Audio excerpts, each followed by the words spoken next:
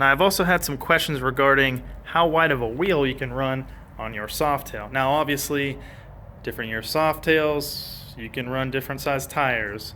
Now this one, since it's a 99, this is kind of what I'll base my video off of, obviously because it's what I have. But in my honest opinion, the widest tire you'd ever want to run is going to be a 140 or a 150, and then the widest size like rim you'd want to run is probably a 3.5. Because the thing is, the only reason why you'd want to run a wider rim is to stuff a fatter tire on here. Well, there's two main things to consider when you're going with a wider tire. Number one is going to be the belt.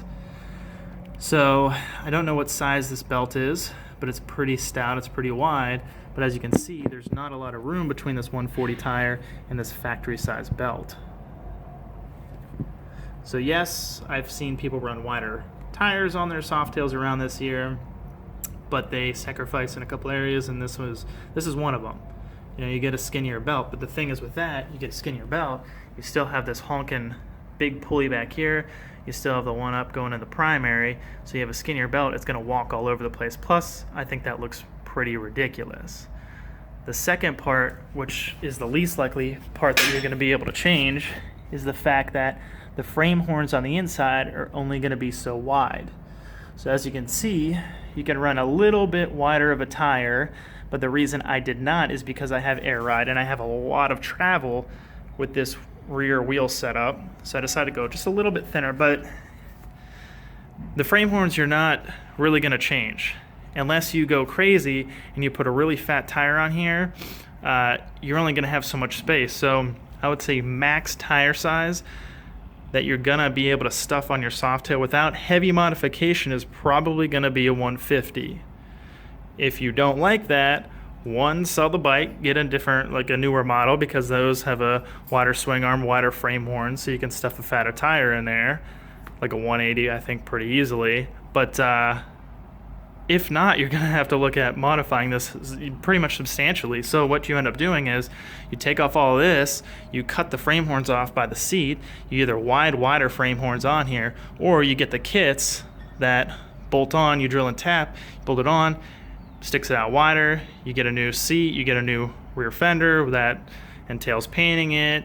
You know, the factory taillight's going to look silly because this is going to be much wider. Then you got to get a new swing arm, offset primary. So the list goes on and on and on. So in my honest opinion, the widest that you're ever going to want to run is probably a 3.5-inch rim like what I have on here. I would say just go a little bit taller because it looks a little bit better. And you'll probably be happy. The 150, kind of pushing it. You could probably do it with a skinnier belt, but in my opinion, you know, Harley put a thick belt on here for a reason. These are heavy bikes, so I would pretty much just stick with it. Quite honestly, it's not that big of a deal, especially if you have like saddlebags, because let me show you here. The thing is about these bikes, they're skinny, they get real wide around the tank, kind of like a girl's hips, and then they kind of skinny back down. So I think that's the main reason why people want a wider wheel. But if you have saddlebags on here, it kind of evens that out. But I think it looks good regardless.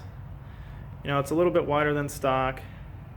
Nothing drastic, but yeah, I definitely wouldn't go anything wider than a 150 on an Evo Softail frame and a 3.5-inch wide wheel. Definitely don't go any wider than that.